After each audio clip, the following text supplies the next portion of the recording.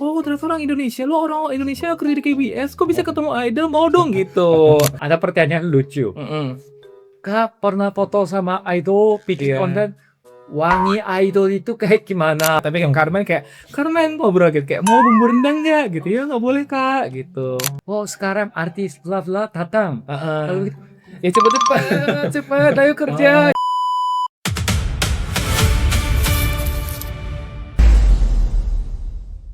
Halo semuanya, saya Pantung Opa Congbet dan hari ini saya ajak tamu dari KBS. Gitu. Kenalkan aku Wilson. Oke, Kak Wilson. Kak Wilson tolong mengenalkan diri lebih detail Oh ya. iya, oke. KBS itu, saya penasaran Oke, banget tentang oke. KBS. Iya, iya. Jadi aku Wilson kerja di KBS World Radio Indonesia. Jadi itu untuk departemen internasional di bawahnya radio, di bawah departemen radio, dan itu memang siarannya berbahasa Indonesia, kerjanya juga berbahasa Indonesia. Nah, di situ aku menjabat sebagai news editor dan juga social media spesialis. Jadi kerjanya semua membuat artikel berbahasa Indonesia tentang Korea dan juga membuat konten tentang Korea berbahasa Indonesia gitu. Ya di situ kerja udah selama 1 tahun lebih lah gitu. Tapi Kak Wilson di Instagram sosmed lebih terkenal dengan itu ya, sering ketemu idol. Iya betul, sering ketemu idol, itu juga seru. Pasti banyak orang Indonesia iri sama Kak Wilson. Iya betul, kok bisa gitu. Terus habis itu misalnya aku ketemu idol gitu kan, terus habis itu upload nih di sosial media. Terus kan kadang suka viralnya kemana-mana videonya, misalnya di sosial media lain kayak di X atau di mana gitu. Terus mereka nggak tahu awalnya itu aku orang Indonesia. Mereka kan cuma ngelihat foto atau videonya aja. Ternyata waktu diputar audionya, oh ternyata orang Indonesia, lu orang Indonesia kerja di KBS, kok bisa ketemu idol, mau dong gitu. Karena kan lumayan kan, akhirnya mereka ngecek sendiri, terus habis itu postingannya, oh udah banyak ketemu idol ya gitu. Dan KBS kan terkenal sama Music Bank, yang kayak semua idol-idol kalau mau promo pasti ke situ gitu. Gitu, jadi sering ketemu idol. Saya juga pengen sih. Sejauh ini ketemu sama siapa saja? Sejauh ini ada banyak. Ada kalau idol itu ada dari EXO tuh ada Dio sama Chen. Iya Chen mungkin sekarang sudah sih ya mereka tahu suku mereka lah ya, tapi Chen ketemu sama Chen. Terus ketemu sama Carmen dari Hearts to Hearts. Semua member Hearts to Hearts pernah, tapi yang Carmen kayak, "Carmen mau bro," gitu, kayak, "Mau bumbu rendang nggak?" gitu. "Ya nggak boleh Kak," gitu. Yang dekat itu kalau sama Dita Karang, meskipun sekarang statusnya udah single ya, bukan dia gak tergabung dalam idol, tapi sama Dita Karang lumayan sering ketemu, sama Zayan. Zayan juga masih lumayan sering ketemu gitu, sama Kim yang idol Indonesia pernah ketemu. Sisanya sama yang lain-lain banyak sih sebenarnya. Kayak member 50-50, Derry Kepler, Miao, gitu-gitu semuanya banyak ketemu. Kemarin baru ketemu sama Raise. Raiju ini baru ketemu. Boy group yang sedang ramai. Iya betul. Hari ini sebenarnya ada Boy Next Door ke kantor, tapi nggak sempat ketemu tadi karena kan harus kerja ya. Kita bekerja bukan ketemu idol gitu. Ini memang begitu ya. Kelihatannya cuman senang saja ketemu idol. Iya. Tapi ternyata di belakangnya ada kerjaan. Iya harus gitu. kerja. Itu kalau idol. Kalau pemain drama yang aktor artis gitu, Song Ji Hyo pernah. Song Ji Hyo iya, Running Man. Haha, Running Man pernah. Jadi kayak senang, terus habis itu An Hyo Sok, Byeon Woo Sok pernah. Byeon Woo Sok tuh. Iya. Byeon Woo Sok. Iya, Lee Min Ho pernah gitu. Jadi kan mereka nggak cuma orang-orang yang ke KBS itu nggak cuma promosi lagu, tapi kan kalau misalnya mereka ada drama atau film, mereka kan datang ke KBS juga kan untuk mempromosikan filmnya dan juga dramanya gitu. Jadi kayak ketemu gitu. Cuma kan nggak semuanya bisa foto ya gitu. Sama yang lumayan, yang udah 3 kali ketemu itu IJ kan sekarang lagi dari K-pop Demon Hunters kan. Dia kan lagi naik daun juga sekarang. Yang nyanyi Golden gitu. Wow. Jadi kayak ya lumayan lah, udah banyak ketemu gitu. Cuma memang tidak semuanya bisa berfoto bersama gitu. Ini Kak, pekerjanya kayak tapi dibayar ya. Tapi dibayar, ngelihat idol tapi dibayar. Itu mimpinya semua penonton saya mungkin. Betul. Wah, jadi hidup di Korea sambil dapat gaji bisa ketemu idol. Iya. Itu enak sih ketemu karena kan apa ya, yaitu orang-orang Indonesia kan suka sama K-pop kan gitu. Sementara aku lumayan ya mungkin kalau misalnya mereka setahun bisa 2-3 kali comeback ya aku akan ketemu sama mereka itu gitu. Apalagi misalnya kalau idol-idol baru kan promosi lagu mereka tuh bisa sampai 1 bulan. Otomatis mereka sekali seminggu itu pasti ke kantor. Jadi kayak dalam 1 bulan bisa 4 kali ketemu sebenarnya gitu. Kalau misalnya emang kita nungguin ya, kayak mau nontonin gitu, tapi kan memang nggak bisa full nungguin kan, karena kan ada kerjaan gitu. Jadi sambil kerja ada kabar, oh sekarang artis bla bla datang. Lalu Ya cepet ayo kerja gitu, biar kayak kalau udah selesai kayak izin dulu tapi sama atasan. Kayak ibu boleh tidak? Oh ya boleh silahkan gitu. Tapi memang susahnya memang itu ya, kita nggak bisa semuanya foto gitu karena kan memang kan Korea kan privasinya sangat terjaga ya, jadi kita hargai juga mereka gitu. Oh aku pernah ketemu sama Ayu. Ayu iya.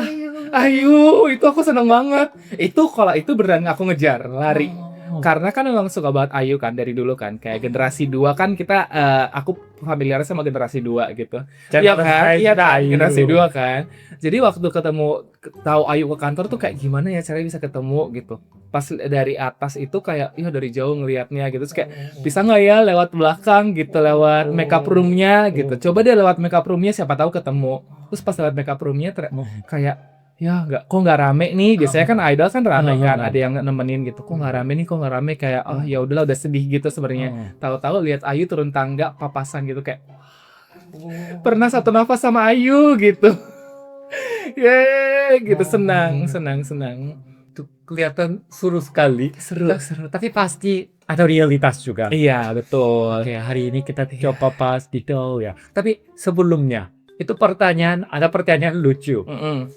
Kak pernah foto sama idol, bikin Iya. konten wangi idol itu kayak gimana? Iya. Itu saya pertama kali dengarnya agak aneh. Kok wangi idol? Tapi dipikir lagi penasaran juga ya. Juga iya. Karena entah kenapa setiap aku posting tuh pasti ada pertanyaan kayak gitu. Wanginya kayak apa kak? Wanginya gimana kak? Gitu. Mungkin kayak pengen beli parfumnya juga kali ya gitu. Tapi kan aku tidak bisa mendeskripsi. Ya kita kan di sebelah idol nggak mungkin yang gitu kan nggak mungkin juga kan. Gitu. Akhirnya kayak ya udah kayak oh kalau nggak sempat. Iya nggak tahu ya bilang aja nggak tahu gitu kan, daripada kita bilang mengada-ada oh wanginya kayak gini tapi kan bohong kan gitu. Jadi kayak ada beberapa yang memang kayak wangi banget itu ada gitu, tapi kan ada juga yang mungkin lagi nggak pakai parfum gitu kan, jadi kita kayak oh wanginya kayak apa, oh ya nggak kecium, aku nggak kecium gitu, maaf ya gitu aja, atau nggak usah dibalas gitu ya. Dan itu ya dipikir lagi bisa dibilang informasi pribadi juga ya. Iya. Contohnya bisa ada wangi kimchi jjigae. Iya. Habis makan Korean barbecue, wanginya samgyeopsal. Iya, wanginya samgyeopsal gitu kan. Ya, ternyata ya itu ya mendingan skip saja. Kalau bekerja di bidang entertainment itu KBS, SBS, MBC, saya pernah dengar ada yang bilang kalau kerja di situ fantasi tentang idol atau artis malah bisa biasa aja. Maksudnya hancur juga ada, bisa mendengar cerita belakang juga. Soalnya itu orang-orang ditalangkan. Iya betul. Jadi nggak usah spill informasi tidak. Iya. Ada nggak kayak informasi skandal yang bisa dapat di kantor atau sebenarnya mungkin statusnya nggak sampai skandal besar gitu ya, mungkin yang kecil-kecil lah yang kita tahu ya, mungkin ada beberapa cerita gitu yang kita tahu dengar gitu, tapi ya itu kan kita keep aja karena kan itu informasi rahasia yang mungkin di internal mereka gitu, selama fansnya tidak terluka, tidak kenapa-napa, jadi ya udah nggak apa-apa kita biarin gitu sih sebenarnya. Jadi ya kita harus pintar-pintar juga jaga rahasia kan gitu. Jangan sampai kita apa-apa biar karena viral kita bocorin gitu kan rahasia, kan nggak mungkin.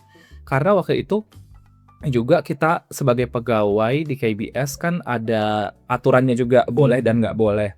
Kayak waktu itu Taeyang dari Big Bang dia syuting video klip di KBS di depan persis, kayak kita lihat keluar dia lagi syuting di bawah sama penari, dan itu kan kalau syuting video klip kan diputar berkali-kali kan, kan kita videoin kan kayak oh Big Bang dayang gitu, kita foto kita videoin, terus habis itu kan kayak pasti pengen banget ngupload sebenarnya kan, kayak Hmm. aduh pengen upload nih, tapi kan lagi-lagi video klipnya belum tayang, kita nggak boleh gitu-gitu. Jadi kayak ya udah ditahan dulu deh gitu. Jangan kita mau viral, mau terkenal untuk itu tuh kalau bisa jangan gitu. Menarik juga ya, setelah dipikirkan itu kerjakan. Iya, Harusnya profesional, iya betul. makanya oh ya ternyata harus pikirkan sampai situ. Iya. Nah, oke, kalau kita apakah bisa spill ceritakan? Mhm. Karena pasti banyak orang penasaran, kok bisa kerja di KBS? Oke, iya. Jadi sebenarnya aku kerja di KBS itu mendaftarnya dari Indonesia. Aku waktu itu memang ada buka lowongan kerja untuk jadi news editor di KBS World Indonesia gitu. Nah, jujur sebenarnya aku tahu K-pop, aku tahu Korea, tapi tidak terlalu into dengan K-pop gitu. Jadi kayak nggak yang suka banget kayak, tapi nonton lah kayak drama nonton gitu-gitu. Nah, jadi aku mikir, nah sebelum aku itu tuh temenku yang kerja di KBS karena kan memang dia kontraknya per 2 tahun dan harus ganti orang gitu. Sebelumnya itu dia yang kerja di situ. Terus dia bilang ini ada buka nih, mau coba nggak gitu. Nah sebenarnya pada saat itu tuh aku lagi mau persiapan mau S2 pengennya kayak, dan S2-nya pengennya ya di UK atau di US gitu-gitu kan. Tapi kayak ya udahlah mencoba aja kan nggak apa-apa gitu kan. Akhirnya coba aja gitu, coba ikutin tesnya semuanya, kasih CV, bikin portofolio gitu. Terus habis itu ternyata tahapannya lolos terus sampai terakhir interview gitu. Nah waktu interview itu aku tahu di interview itu kalau nggak salah terakhir tinggal 2 orang memang kita ya interview terakhir. Nah di interview sama produsernya dari sini, terus habis itu diumumin lolos, kayak lolos gitu. Terus habis itu kayak, oh ya udah deh, ya kalau lolos kan ya kita harus terima kan. Masa kita juga kan nggak nerima gitu kan, tidak menghargai juga di sini yang udah mengikuti proses, yang menjalankan proses gitu. Ya udah akhirnya coba, terus habis itu yang excited malah teman-temanku semuanya. Kayak oke biar kita harus Korea dong gitu, kita ikut bisa nonton Music Bank dong gitu-gitu kan. Sebenarnya kan aku kayak masih agak awam dengan itu kan, nggak terlalu tahu gitu. Tapi ya udah dijalanin aja semuanya, urus berkas-berkasnya, dan karena memang di nge-apply-nya masih dari Indonesia, jadi banyak dari KBS yang ngebantu. Oh butuh berkas ini, butuh berkas ini, karena kan mereka yang sponsorin visa gitu. Dan dari awal memang requirement-nya itu tidak apa-apa tidak bisa berbahasa Korea. Karena memang bekerjanya bahasa Indonesia gitu. Terus aku waktu itu sempat nanya juga ke temanku, berarti aku kerjanya di sana sama orang Indonesia? Dia bilang enggak, karena produsernya aku ada 3 produser, tiga-tiganya orang Korea yang bisa berbahasa Indonesia. Sama kayak Banu Oppa gitu. Menarik. Iya, jadi mereka itu memang kuliahnya dulu jurusan Indonesia, bahasa Indonesia, atau memang mereka sempat ohaktang ke Indonesia untuk belajar bahasa Indonesia gitu. Ya udah akhirnya dia sampai sekarang di kantor kita kalau misalnya ngobrol sama produser ngobrolnya bahasa Indonesia gitu. Jadi kayak oh ternyata memang tidak diperlukan gitu bahasa Korea. Cuma kan memang pas kita di sini mau nggak mau harus tahu gitu ya, seling-seling kayak gitu. Dari situ sih sampai sekarang akhirnya udah kerja di sini udah 1 tahun lebih gitu. Tapi memang waktu mendaftar itu mereka itu minta ini sih requirement-nya pernah berpengalaman kerja di media gitu. Jadi kan karena memang kan di sini kan kita editor, kalau di jurnalistik kan editor kan kita istilahnya kayak reporter yang liputan di bawah, kita editor yang mengedit tulisan mereka. Otomatis kan memang harus ada pengalaman untuk memutuskan itu layak ditayangkan atau tidak gitu. Jadi memang ada persyaratan itu juga, minimal sudah berapa tahun bekerja di media gitu. Jadi Kak sebelumnya bekerja sebagai news anchor, Ya. punya pengalaman berapa tahun? Di Indonesia aku 11 tahun. Wah, Iya, jadi pernah kerja di TV, di media online pernah, sama di media asing juga pernah. Jadi memang sudah melanglang buana gitu, sudah punya pengalaman lah gitu. Makanya portofolionya bisa banyak. yang Gitu. 11 tahun. Iya, dan aku nggak cuma di TV aja, news anchor aja. Waktu itu pernah juga kerja di TV, tapi TV-nya Jerman.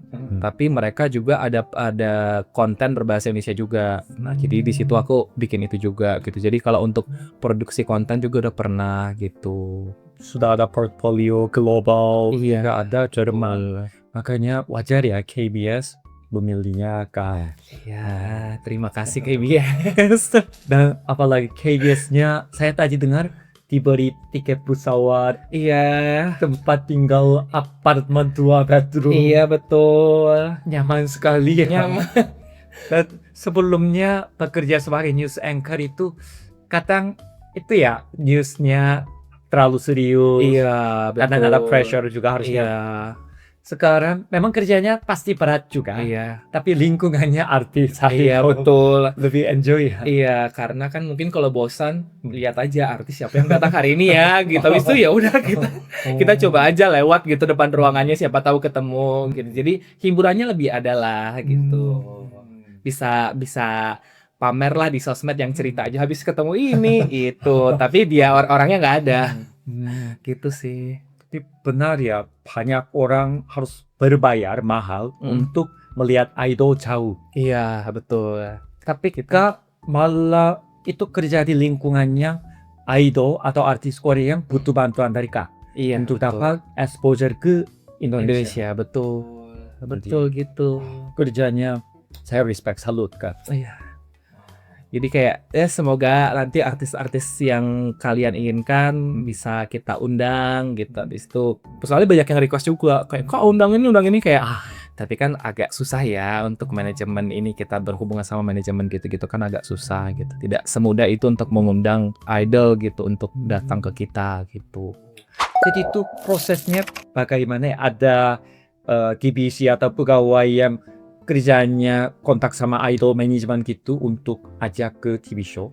Enggak divisi khusus sih, biasanya produsernya aja yang kontak. Misalnya kayak kemarin itu kita kerja sama coba undang Kickflip dari YG Entertainment, dan waktu itu datang Kickflipnya, mereka diajarin main angklung, tari saman gitu-gitu tuh ada. Dan itu waktu itu kerjasamanya kita kan KBS tuh ada 10 bahasa asing di luar Korea. Nah waktu itu kerjasamanya sama produser Spanyol, produser Cina, Indonesia, satu lagi aku lupa, Arab satu lagi. Jadi ya itu kita kerjasama kayak dari Arab mau bikin apa, dari ini mau bikin apa gitu, kalau dari Indonesia mau bikin apa gitu-gitu. Nah ini kita juga lagi berusaha untuk ngundang salah satu girl group, kali ini kan kemarin kan udah boy group, ini girl group tapi memang masih nunggu respon karena kan mereka biasanya mau comeback jadwalnya padat gitu-gitu kan, jadi kan agak susah gitu. Sementara syuting itu harus harian kan, karena apalagi untuk berbagai bahasa gitu. Jadi kayak ya lumayan sulit lah memang untuk mengundang idol ini gitu. Dan saya jadi penasarannya karena di kantornya ada 10 bahasa serial divisi itu Indonesia. Dari segi jumlah view nomor berapa ya? Nomor 1. Wah. Iya, Indonesia nomor 1. Terima kasih. Makanya KBS harusnya lebih mementingkannya tim Indonesia. Iya, ya secara jumlah produser sih Indonesia memang lebih banyak ya daripada yang lain. Di Indonesia tuh ada 3 produser sama 1 editor aku. Timnya Indonesia udah itu doang. Sisanya ada freelancer lah yang freelance gitu. Yang lain biasanya rata-rata produsernya 2 atau bahasa Inggris yang lebih banyak juga itu karena memang produksinya mereka lebih banyak gitu. Tapi ya kalau kita sih memang karena audiens Indonesia kan memang suka konten-konten Korea ya gitu. Jadi kayak emang kita produksinya lebih banyak gitu. Selain produksi konten-konten idol itu ada divisinya sendiri. Misalnya kayak yang apa ya, ambil cuplik-cuplik idol atau drama. Itu ada divisi sendiri. Nah, itu di luar dari departemen radio. Jadi mereka biasanya menerjemahkan gitu yang bahasa-bahasa Korea, mereka terjemahkan ke bahasa Indonesia gitu, upload sendiri. Nah, kalau kita tuh sebenarnya fokus lebih ke berita. Beritanya apa gitu. Bahkan kalau misalnya entertainment pun berita entertainment, kayak siapa yang comeback, lagunya apa, siapa mau tour gitu-gitu. Sama aku tuh kerjanya lebih ke berita politik, berita ekonomi, berita hukum gitu. Jadi ya aku lumayan tahu lah gitu jadinya politik Korea kayak apa, hukum Korea kayak apa, ekonominya kayak apa gitu. Jadi lumayan tahu gitu. Sama ya itu akhirnya bikin konten-konten yang agak ringan, kayak mungkin kan orang-orang kan cuma wisata ya ke Korea, taunya mungkin cuma Myeongdong, Hongdae gitu, Hanggang juga ya tahu cuma gitu doang gitu. Nah akhirnya aku mencoba ubah perspektif kayak oh ada nih konten untuk perantau. Kalau perantau kan kita tinggal di sini ya, berarti kan kalau kita tinggal di sini kita tahu nih cara hidup orang Korea kayak apa gitu. Akhirnya bikinlah aku ada konten cerita perantau di Korea namanya. Jadi nyeritain misalnya, oh kalau misalnya musim semi sama fall itu orang Korea suka piknik.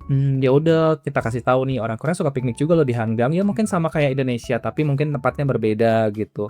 Terus misalnya oh di Korea itu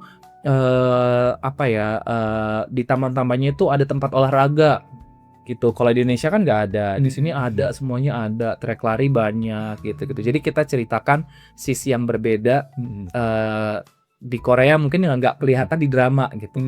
Kayak buang sampah kan di sini susah banget, ribet banget buang sampah di Korea. Sementara di Indonesia kan buang-buang aja gitu kan. Jadi kayak kita kasih tahu itunya gitu. Jadi nggak cuma melulu soal entertainment dan idol-idol ini gitu. Dengar banyak juga ya kerjaannya. Banyak. Harus tahu semua segi Korea, Iya. termasuk politik, ekonomi, social issue. Apalagi baru-baru ini ada masalah di Korea election. Iya betul. Sibuk ya, sibuk. Iya itu lumayan sibuk karena kan ternyata bahkan sampai hari ini mereka tuh udah belasan hari masih di situ gitu, pendemonya tuh masih di situ gitu. Jadi ngelihat juga kayak wah ini ternyata pilkada di election di Korea ini kayak gini ya gitu. Kalau misalnya demonya sistem tidak setujunya gimana gitu, dari partai politiknya gimana, yang pro kontra gitu-gitu.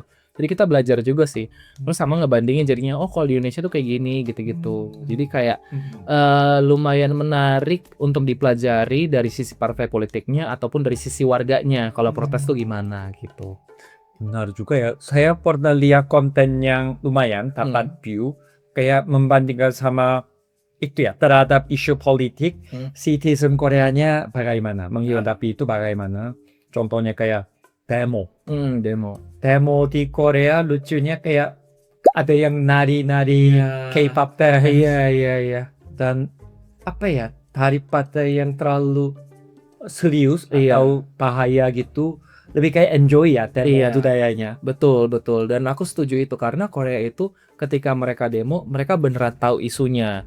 Jadi yang datang itu memang yang beneran peduli mau protes soal itu gitu. Jadi kayak dan rapih gitu loh. Beneran menyampaikan pendapatnya gitu. Jadi nggak rusuh.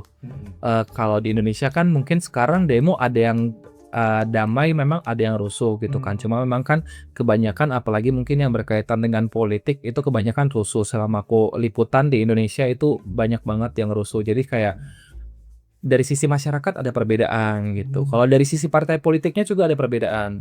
Kalau partai-partai politik di sini langsung kayak mau langsung ngomong gitu biar masyarakatnya tenang dan jelas gitu sikapnya. Kalau partai politik di Indonesia agak susah gitu. Misalnya ada demo untuk ngomong itu mereka pasti diam dulu gitu. Jadi kita mana nih nggak ada yang jawab gitu. Mereka pasti akan susah untuk langsung menjawab gitu. Benar juga ya. Itu sepertinya ada perbedaan dari background. Iya.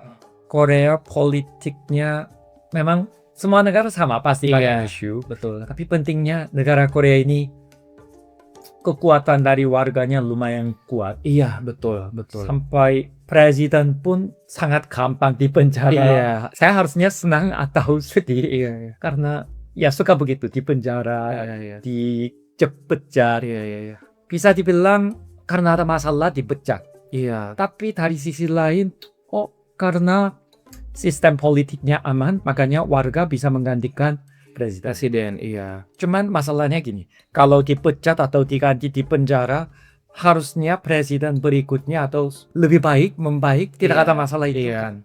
Cuman setiap kali begitu, maka saya pusing ya Pak. Iya, pusing betul politik. Tapi seenggaknya di sini lebih simpel lah karena memang kan mungkin di sini partai banyak, tapi kan jelas gitu kubu pro yang pro siapa, yang kontra siapa gitu.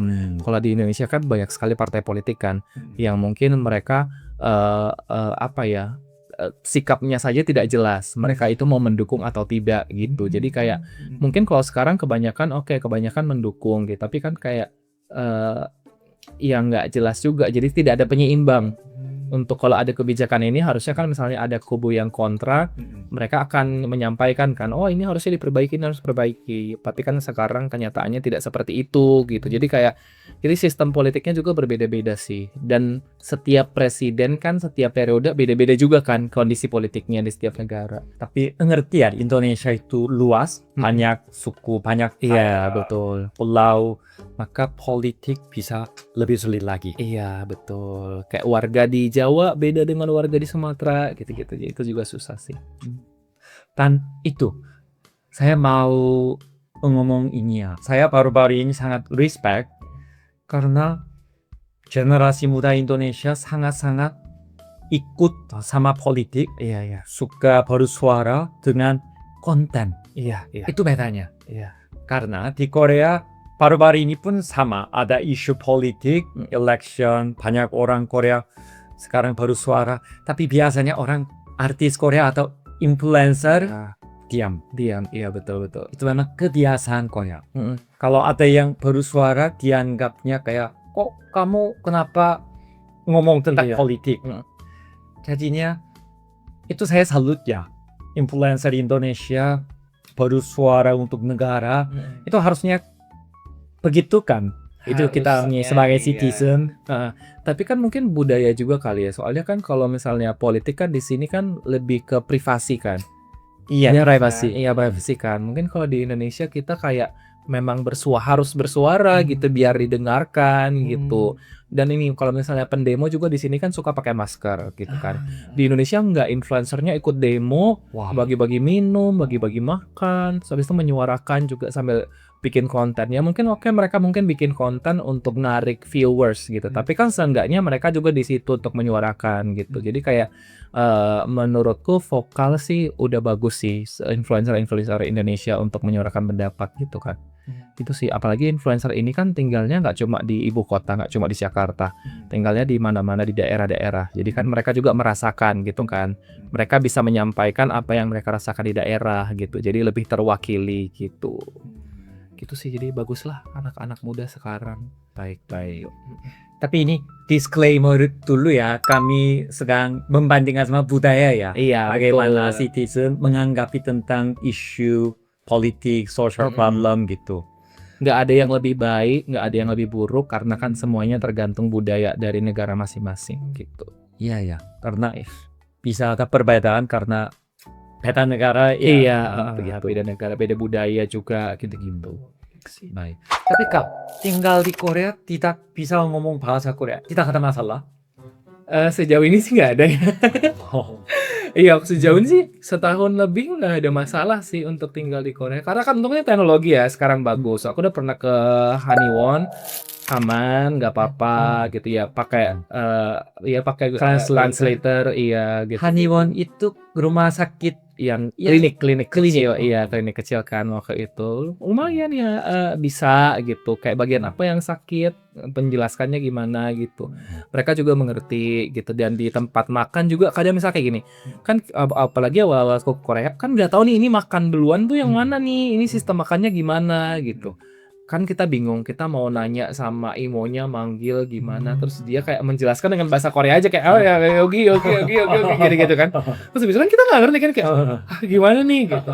Kadang ada anak muda mungkin yang bisa bahasa Inggris, mereka nyampein, oh ini dulu. Jadi sebenarnya kayak bisa lah gitu sebenarnya hidup di Korea gitu. Dan aku waktu itu sempat juga sih, bukan tidak mau berusaha ya, tapi aku sempat ke Ohaktang di Sogang waktu itu sempat Wah, Ohaktang. pernah Ohaktang. Sudah pernah Ohaktang waktu fall tahun lalu.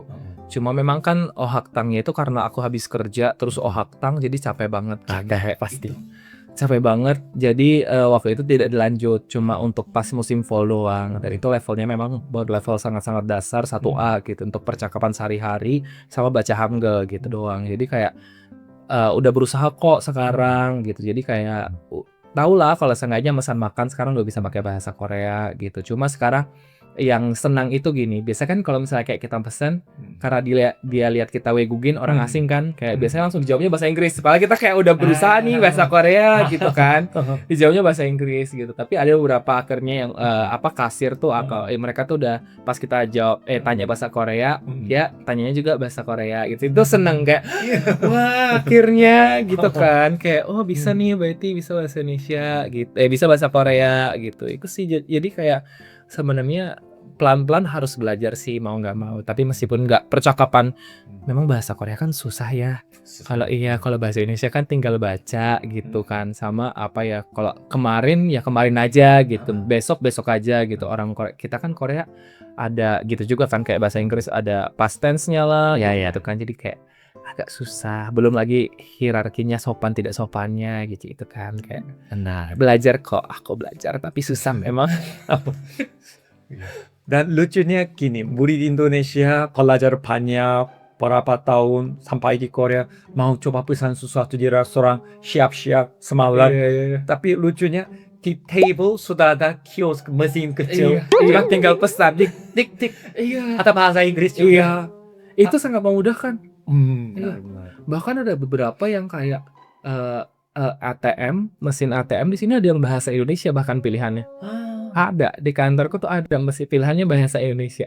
Jadi sebenarnya karena teknologi Korea sudah canggih ya, jadi sebenarnya makanya kayak untuk hidup di sini tidak bisa berbahasa Korea sebenarnya bisa kok hidup. Memang tidak mudah tapi bisa gitu.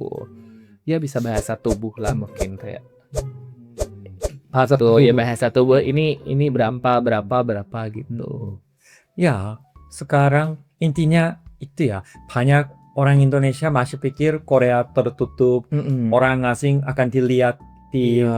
Tapi sebenarnya apalagi tempat kayak Yoi itu yang tempat kerja, saya lihat baru-baru ini kaget ya, di Seoul banyak orang asing. Iya betul. Dan orang Korea itu money oriented ya. Jika wisatawan, mereka yang mau bayar, masa mau menolak orang asing. Jadi orang Korea yang menyesuaikan itu. Jadi sebenarnya tidak perlu begitu khawatirkan. Iya betul. Mungkin orang-orang juga bilang kayak, oh gimana di sana pernah dirasisin nggak? Aku nggak pernah sih dirasisin gitu. Mungkin ada beberapa memang konten kreator yang kayak, oh dirasisin nih di Korea gitu. Tapi pas aku dengar penjelasannya, oh itu bukan dirasisin, tapi memang orang Korea kan lebih individualis gitu kan. Ya memang sendiri-sendiri gitu. Nah mereka merasa kayak, oh ya naik bus nggak ada yang mau duduk di sebelahku gitu. Padahal kan kayak ya emang orang Korea individualis gitu, nggak mau duduk di sebelah bukan berarti dirasisin kan gitu. Jadi kayak nggak kayak gitu sebenarnya. Bahkan ada beberapa juga konten creator mungkin yang mungkin kontennya nggak viral gitu. Misalnya kayak dia diajak ngobrol malah kayak, oh kok bisa bahasa Korea, oh dari mana, oh kok mau tinggal di sini gitu, suka nggak sama Korea gitu. Jadi banyak kok yang konten-konten yang bagus sebenarnya, tapi memang yang viral itu yang rasis yang kayak gitu. Padahal kayak pas aku ngeliat juga kayak itu mah nggak rasis, cuma memang perbedaan budaya aja gitu.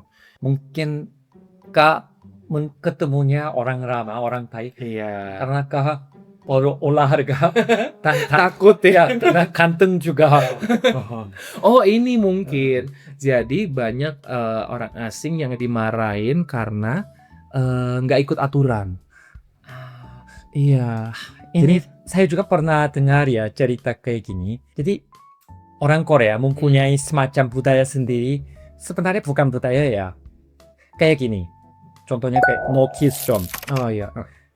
Contohnya kayak daerah banyak generasi muda kayak Songsu, Hongdae, kafenya kecil-kecil. Tapi kafenya terkenal sekali. Rame. Ada yang komentar ke saya. Saya pernah ya membawa anak di kafe diliatin terus sama cewek Korea, itu kayak diliatinnya kayak agak agresif. Iya. Makanya saya juga sempat bingung ya. Itu ya bisa dibilang kekurangan dari Korea, pemahaman tentang itunya berkurang. Iya. Kan datang dari luar negeri untuk Korea, suka Korea. Kalau itu bisa dimaklumi, tapi di antara orang Korea ada semacam itu kebiasaan. Tempat skor gitu jarang membawa anak kecil. Iya betul. Sama kayak misalnya taksi gitu. Mungkin kayak di Korea kan mungkin ada tempat untuk yang kita mau naik taksi tuh ya ada tempatnya, ada beberapa tempat yang kayak gitu kan. Ada orang asing waktu itu aku lihat Dia tuh yang kayak main manggil taksi tuh yang bersiul gitu, terus habis itu manggil gitu. Akhirnya dimarahin sama ada kakek-kakek. Terus dia kan kayak udah kayak bingung gitu kan, karena nggak bisa bahasa Korea juga, kayaknya wisatawan. Terus habis itu akhirnya aku ngomong pakai bahasa Inggris, oh nggak boleh manggil taksi di sini, harus nyebrang ke sana, naiknya dari sana gitu. Dia baru kayak, oh gitu gitu. Jadi kayak mungkin sama kayak ini, oh nggak boleh bawa koper ke bus. Kan memang aturannya tidak boleh gitu kan, apalagi bus-bus yang kayak tengah kota, bus-bus ijo gitu-gitu kan, karena kan memang tidak ada tempat untuk koper. Nah orang-orang kayak, iya mah karena kita orang asing nggak diboleh, kayak enggak, emang aturannya begitu gitu. Jadi kayak mungkin banyak orang-orang yang nggak tahu aturannya gitu, jadi kayak ya udah gitu, menganggapnya itu rasis padahal sebenarnya enggak gitu. Ya, bisa ada orang Korea yang kurang pendidikan, bodoh. Kalau betul kadang bisa ketemu orang yang gila. Iya. Itu mungkin isu yang di luar isu Iya, ini. Cuman itu ya, saya kayaknya perlu jelasin kayak gini. Kebiasaan pemikiran orang Korea itu bagaimana? Contohnya orang Korea itu penanggung jawabnya jelas. Jadi contohnya ada orang asing yang membawa koper besar di bus, kopernya apa ya, jatuh. Iya. Atau orang yang terluka Iya. gara-gara itu. Kalau gitu siapa yang bertanggung jawab? Sopir. Iya. Karena sopirnya yang memperbolehkan itu. Itu pertama. Lalu yang keduanya contohnya kafe atau restoran yang tempat ramai, biasanya mereka tidak ada juga ya no kiss zone, tidak memperbolehkan atau tidak menyediakan itu untuk kiss. Iya. Karena takutnya apabila ada yang jatuh atau terluka atau masalah, yang bertanggung jawab itu ownernya restoran atau kafe. Betul. Kalau ngerti soal itu, ya jadinya lebih ngerti. Iya, lebih ngerti. Semoga wisatawan-wisatawan juga ngerti itu bukan rasis, tapi memang aturannya gitu. Ada juga ya soal isu taksi juga kayak, tapi itu perbedaan budaya juga ya. Iya, betul. Kadang Korea itu dibandingkan profesi, contohnya pegawai di restoran atau sopir di taksi, itu klien bisa meminta atau suruh sesuatu kan. Iya. Tapi di Korea ada semacam budaya kalau lebih tua pegawainya, kalau begitu padahal saya yang klien, tapi oh iya saya yang pergi saja gitu ya. Ajuma ini yang saya pergi. Betul. Tapi kalau ya ngerti ya, kalau memanggilnya kayak gini, mungkin bisa ada kakek-kakeknya ngerasanya kayak, kok saya lebih tua. Iya. Kita tapi ya saya juga jadi agak bingung harusnya gimana. Ini global world. Iya, betul. Saling ngerti sih harus. Iya, mungkin kita ini aja nunci. Iya, kayak melihat keadaan gitu. Kalau misalnya emang kita nggak tahu, ya tanya aja atau lihat orang di sekitar. Kalau orang di sekitar naik taksinya ke sana, ya kita ikut ke sana gitu paling sih. Baik. Dan sekarang Kak hebatnya itu kan ketua di Association IPA. Betul. Untuk membantu orang Indonesia dapat kerjaan di Korea aman. Betul. Sebenarnya sih tidak membantu secara kayak yang mau kerja ke sini silahkan gitu. Mungkin jadi sebenarnya asosiasi ini untuk jadi wadah aja untuk orang-orang Indonesia yang kita kerja kantoran kan mungkin agak stres ya, karena mungkin budaya kerja Indonesia sama Korea itu beda gitu. Jadi kita wadah untuk kayak teman ngumpul-ngumpul lah gitu. Mungkin teman-teman yang lain yang bisa bahasa Korea kan di kantor ngomong bahasa Korea terus, biar ada bahasa Indonesia nih ngomong, ya udah kita ngumpul-ngumpul gitu. Kita ada kegiatan olahraga sama bikin mungkin networking night gitu-gitu. Nah, beberapa tahun lalu sih sempat ada kita bikin job fair untuk mahasiswa Indonesia yang mau bekerja di Korea gitu, perusahaan-perusahaan Korea. Kita memang selama 2 tahun ini kita kesulitan untuk cari partner yang membantu gitu, karena kan kita kan kalau misalnya dari asosiasi sendiri datang ke perusahaan masing-masing di Korea kan nggak mungkin. Kayak misalnya kita datang ke perusahaan elektronik ini, kita ke perusahaan retail ini gitu, itu kan agak susah. Nah, biasanya si lembaga ini membantu kita untuk kayak dia lembaga di Korea, siapa nih yang mau mempekerjakan tenaga ahli dari orang asing gitu. Biasanya dia ngumpulin terus kita bekerja sama melalui dia aja gitu. Tapi memang sekarang dia lagi nggak buka kerja sama itu gitu dari tahun kemarin dan tahun ini, jadi kita nggak ada gitu. Paling kita ini aja sih, kalau ada lowongan-lowongan kerja gitu, misalnya ada yang mau pindah, dia menyediakan visa, menyediakan apa, paling kita kayak gitu. Kayak ada yang ngelapornya lewat kita gitu. Atau ada perusahaan Korea yang mau buka di Indonesia. Kayak waktu itu salah satu perusahaan board game Korea, mereka tuh mau buka cabang di Indonesia. Jadi ngubunginya melalui kita gitu. Boleh nggak cari untuk store manager, untuk ini, untuk itu gitu banyak. Akhirnya kita bantuin. Dan lumayan tuh waktu itu ada yang mendaftar, lumayan banyak gitu. Dan berarti kan emang dibutuhkan tenaga ahli Indonesia kan. Jadi kita mungkin penyalur enggak, tapi mungkin lebih memberikan informasi aja gitu. Mungkin orang yang mau di sini gitu sebenarnya. Ini pentingnya karena saya lihat juga saya juga sebagai startup founder ketemu sama business owner lain, Iya, betul. brand owner, mereka pengen sekali masuk ke market Indonesia Iya, betul. karena Indonesia besar, Iya. jumlah penduduk banyak. Iya, betul. Jadi mereka pengen masuk tapi tidak tahu caranya bagaimana, tidak ada tim Indonesia. Tapi waktu itu ya bingung karena buka logo, cari dari mana mereka bingung. Iya. Makanya saya juga dari dulu pikirkan kalau mau kerja di Korea pentingnya network Iya. dan bikin koneksi seperti itu. Betul, betul, betul. Nah, beberapa kali kita juga kerja sama sama lembaga-lembaga lain. Kayak waktu itu kan kayak selain IPA ini kan Indonesia Professional Association. Nah, kalau negara lain ada kayak Vietnam namanya Overseas Vietnam gitu, Malaysia juga ada. Kita kerja sama bareng-bareng. Ya udah dan orang-orang Korea juga ada gitu. Ya udah kita ngobrol di satu tempat sebenarnya apa sih yang kalian butuhkan gitu, misalnya kayak orang-orang Koreanya itu rata-rata cari misalnya kargo, ada bisnis kargo nggak? Karena kita mau masukin ini ke Indonesia produk ini gitu. Terus mereka mungkin nanya-nanya mengenai perizinannya gimana gitu. Kan akhirnya kan kita akan hubungin kan teman-teman kita yang di Indonesia mungkin yang tahu itu gitu biar lebih jelas. Ya udah kita sekali konekin gitu-gitu sih sebenarnya. Jadi lumayan sangat membantu gitu. Mungkin secara spesifik untuk mencari kerjaan enggak, tapi koneksi kan lumayan gitu. Apa yang kita bisa bantu gitu sih. Oke, baik. Apakah bisa spill member-member atau teman-teman di IPA Association-nya kah? Bekerja di mana saja sekarang perusahaan Korea? Di KBS. Yes. Di KBS, sama di KBS. Terus ada di Samsung juga. Samsung. Iya, Samsung kan ada banyak anaknya tuh Samsung Electronics, Samsung Samsung apalah gitu anak-anak perusahaannya itu banyak gitu. Di SK ada SK Samsung, SK Hynix juga ada. SK Hynix juga ada. Wah, Jadi baru-baru ini di Korea rame ya karena itu Oh, stock iya, market iya. Korea terlalu bagus. Iya. Katanya pekerjanya mendapatkan minta hanya bonus itu ya. sih. Dan bonusnya bukan cuma puluhan juta, ratusan Iya, juta iya, rupiah, bisa miliaran. Iya, betul. Iya, itu di situ. Sama pokoknya ya lumayan banyak di perusahaan-perusahaan teknologi sebenarnya. Karena memang mungkin ya Korea Selatan kan sangat teknologinya sangat-sangat maju, advance gitu ya. Jadi memang banyak mempekerjakan di situ gitu. Di startup banyak. Jadi memang kebanyakan di IT. Mungkin kalau di bidang sosial mungkin marketing juga ada. Kan ada mereka global marketing gitu. Kayak Indonesia kan sangat-sangat suka ya sama K-beauty gitu-gitu kan. Jadi mungkin butuh market Indonesia gitu. Jadi mereka bekerja di situ juga ada. Sisanya paling kebanyakan ya ini penerjemah juga banyak gitu. Karena kan kayak kita orang Indonesia mungkin yang butuh butuh didampingi lah untuk makan di sini atau mungkin mau ke klinik kayak gitu juga ada penerjemah gitu. Jadi lumayan banyak kok sebenarnya kita di sini bidangnya juga macam-macam gitu. Ini cuman penasaran saja ya. Apakah saling spill gaji juga?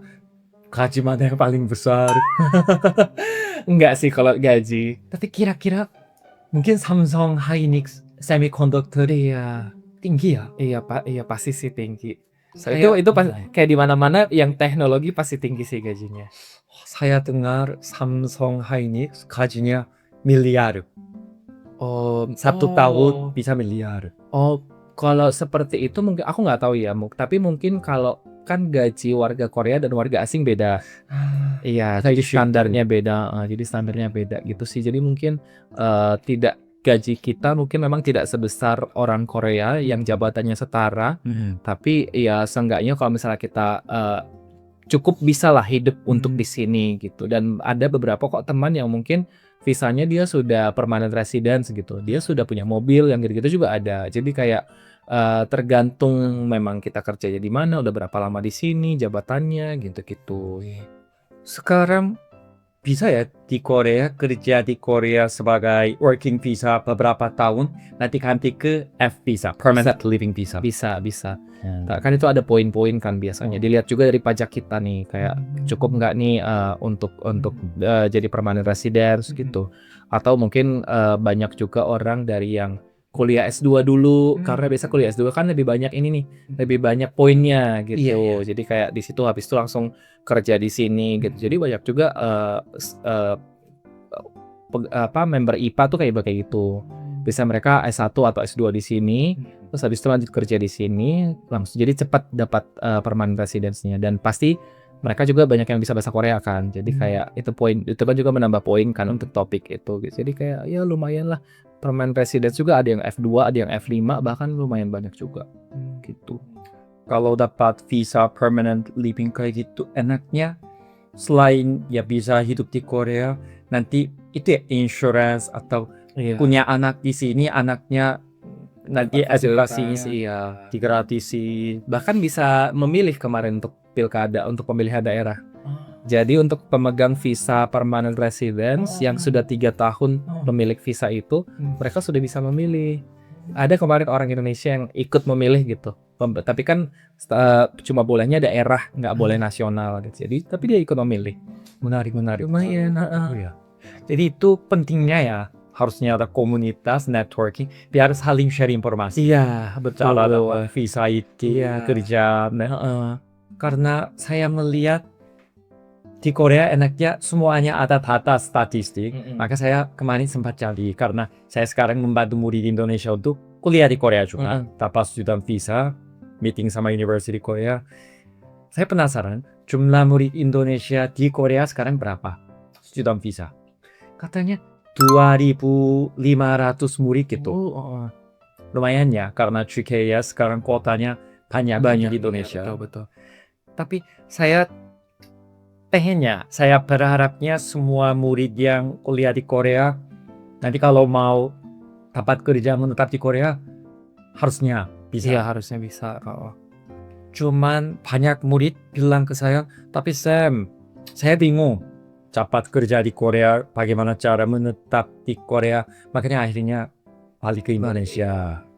Karena memang tidak semua perusahaan kan menyediakan visa untuk pekerja asing gitu kan. Jadi memang agak susah untuk di situnya. Apalagi kalau untuk pekerja asing kan berarti kita saingannya juga sama warga asing, warga dari Filipina, dari Australia, dari mana gitu-gitu. Jadi emang lebih sulit ada, tapi memang kita harus benar kerja keras gitu biar dapat gitu. Tapi ada kok kayak teman-temanku lumayan dapat kok banyak semuanya, mau dia desain grafis untuk game atau untuk website gitu itu ada. Yang penting kita jeli aja melihat. Sama ini ikut komunitas biar tahu ada lowongan atau enggak, biar saling berbagi informasi lah gitu sebenarnya. Dan salah satu tips dari saya juga sering melihat CV resume ketika saya mau meng-hire orang di Korea. Itu ya, kekuatan kelebihan Indonesia itu memang besar. Penduduk semuanya besar, maka content creator pun jumlah view-nya lebih besar, jutaan view, ratusan ribu view. Bukti itu. Iya. Saya nanti bisa marketing ke Indonesia. Indonesia besar sekali marketnya. Kalau begitu pasti daripada negara lain, Indonesia bisa itu ya, pekerja Indonesia. Iya, bisa. Itu jualannya bisa itulah untuk biar bisa kita terima gitu. Kita bisa. Maka pentingnya portfolio ya. Iya, betul. Portofolio penting sih karena memang kan kita juga harus tahu nih kelebihan kita apa, kekurangan kita apa, gitu apa sih yang mau kita tawarkan kalau kita misalnya mau ke perusahaan gitu-gitu kan. Jadi kayak biar kita punya nilai lebih dibanding yang lain gitu-gitu. Kalau misalnya kayak aku juga kemarin ke sini, yaitu yang aku tawarkan adalah pas aku ke KBS itu portofolioku aku sudah pernah bekerja tidak hanya di Indonesia sebagai news anchor tapi juga bekerja untuk media asing kan waktu itu nama medianya Deutsche Welle. Jadi Deutsche Welle itu sama sebenarnya kayak KBS tapi Deutsche Welle itu untuk Jerman gitu. Jadi aku sudah pernah di situ. Jadi untuk konten berbahasa Inggris pun sebenarnya aman gitu, sudah bekerja bikin sosial media aman. gitu. Aku tunjukin editannya seperti apa gitu. Terus tulisan aku juga waktu itu aktif nulis. Jadi lumayan karena banyak yang bisa kita tawarkan ke perusahaan itu kan. Makanya perusahaan itu ngelihat kita, oh nih orang karyanya banyak, dia tahu banyak gitu. Akhirnya mungkin bisa keterima gitu. Makanya kayak ya ada beberapa juga loh orang Indonesia yang kayak aku, yang kita tuh masih di Indonesia, kita dari di Indonesia akhirnya ke sini dengan visa kerja yang disponsori perusahaan tuh ada gitu. Tapi memang harus bangun portofolio sih.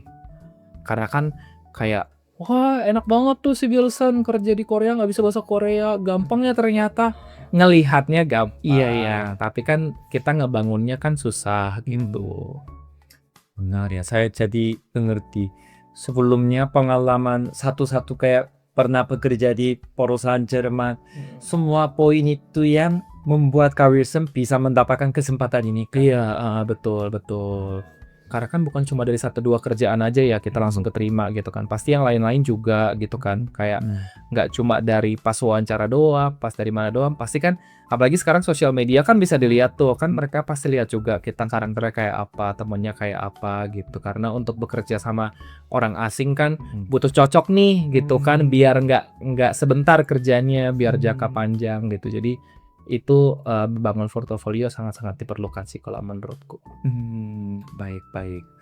Wah, saya nanti boleh saya sekali pergi ke itu event IPA. Oke. Semoga kita seharusnya kemarin banyak lagi event online sebenarnya karena memang sekarang lagi pada sibuk. Jadi aku juga tidak memaksakan untuk ayo bikin event gitu. Kita karena sifatnya volunteer kan.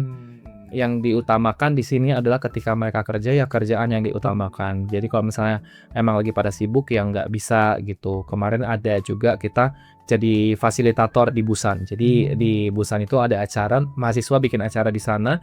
Mereka mengundang IPA sebagai pembicara gitu. Jadi ya udah kita fasilitasi gitu. Tapi untuk acara dalam waktu dekat sih belum ada. Mungkin nanti di Agustus kali kita akan bikin, tapi kita lihat juga situasinya orangnya pada bisa atau enggak gitu.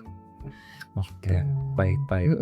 Wah, hari ini pembahasannya luar biasa. Dari idol, entertainment, sampai politik, dan budaya juga diomongin. kerja di Korea bagaimana. Sebelum selesai, apakah ada message buat orang Indonesia yang punya mimpi? Saya suatu hari pengen kerja di Korea seperti Kak Wilson. Oke. Mungkin kalau misalnya memang pengen udah ada tujuan gitu mau kerja di Korea, mungkin ada baiknya sambil belajar bahasa juga. Sambil belajar bahasa nggak harus les, tapi mungkin seenggaknya familiar lah dengan bahasa-bahasa di Korea gitu. Itu menurutku akan jadi sangat poin penting karena dengan kita bisa berbahasa Korea, peluang kerja itu akan semakin luas dibanding kita yang cuma bisa bahasa Inggris gitu kan. Terus habis itu sama siapin portofolio karena portofolio itu menurutku penting banget. Apalagi kalau misalnya kita di Indonesia, kita udah tahu nih tujuan kerjanya. Oh, aku mau tujuan kerjanya di marketing. Ya udah kita silahkan riset marketing gimana, kayak oh di Indonesia marketnya kayak apa, cara yang ampuh di Indonesia kayak apa. Jadi ketika ngelamar ke Korea, interview di Korea, kita tahu apa yang mau kita jual gitu. Dan itu kita sudah lakukan misalnya kayak jadi kita kumpulin tuh portofolio kita. Oh ini proyek yang pernah aku kerjakan, misalnya mempromosikan satu brand kosmetik, lumayan exposure-nya lumayan, penjualannya lumayan akibat dari satu konten ini gitu. Itu kan bisa jadi poin plus kan karena lagi-lagi pasti saingan kita nggak cuma nggak sedikit, pasti banyak gitu. Sama ini sih, selain keahlian, mental juga dipersiapkan. Betul, karena bekerja di negara orang tidak seindah di drama-drama gitu ya. Karena kan lagi-lagi kan kita sini budaya baru ya. Indonesia aja budaya banyak banget yang kayak kita agak pusing. Nah, dari Sumatera pindah ke Jawa, dari Jawa pindah ke Kalimantan itu kan berbeda. Ini tuh lebih ekstrim lagi. Kita kan pindahnya ke luar negeri yang pasti sangat-sangat berbeda. Jadi mungkin ya mentalnya harus dipersiapkan karena apa yang mungkin ada di pikiran kita nggak benar-benar terjadi gitu kan. Misalnya kayak oh nanti di kantor ketemu sama sama pacar gitu. Kayak di kantor aja kita udah kerja nih capek, kadang kan gitu kan. Jadi kayak tidak seindah itu kok. Mungkin oh di kantor kalau mungkin drama-drama Korea, oh apartemennya bagus kayak harga rumah di sini mahal.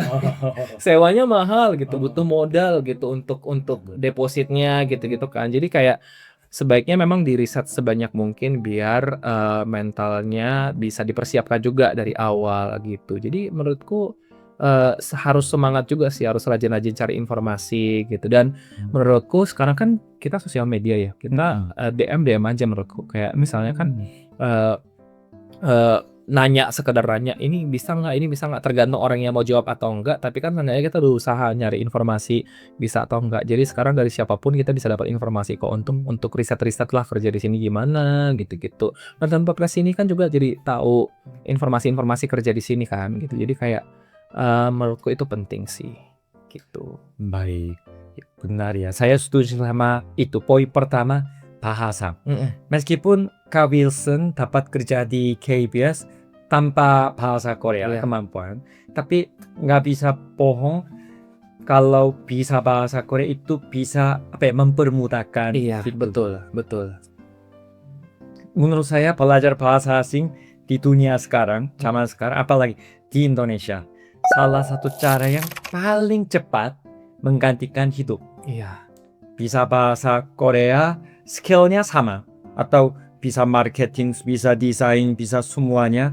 Tapi menurut saya salah satu hal yang paling penting itu bisa bahasa asing atau tidak ya. Iya, betul. Kak Wilson mempunyai pengalaman kayak 11 tahun, itu luar biasa. Tapi apabila kalian sulit mendapatkan pengalaman lama seperti itu secepatnya, kalau begitu investasi belajar bahasa bisa menjadi salah satu cara yang ekonomi. Iya, betul. Karena kan kita nggak tahu kesempatan itu datang kapan ya. Misalnya kayak ternyata tiba-tiba, oh bulan depan ada nih buka lowongan kerja. Ya kitanya belum siap kan, sayang gitu kan kelewatan. Jadi dipersiapkan dari sekarang aja gitu. Kalau aku kemarin awal-awal sebelum sampai ke sini belajar cara membaca aja sih sebenarnya, belajar Hangul. Apalagi kan media kayak misalnya bilang Presiden Lee Jae-myung kan tulisannya Lee Jae-myung gitu kan. Kita kan siaran di media, radio harus membacakan beritanya kan. Nggak boleh salah gitu karena kan apalagi itu presiden. Jadi kayak untuk nama-nama kayak gitu perlu ya udah aku akhirnya belajar dulu gitu sebelum sampai ke sini gitu. Meskipun nggak tahu artinya tapi bisa baca gitu. Nggak kompas, enggaknya kita tahu lah ya kemampuan kita di mana dan seberapa dibutuhkan gitu kita juga harus tahu. Oke, kalau begitu hari ini terima kasih sharing juga. semua tentang ini. 그러면 윌슨님 마지막 인사하겠습니다. terima kasih Kak Wilson. 감사합니다. 감사합니다.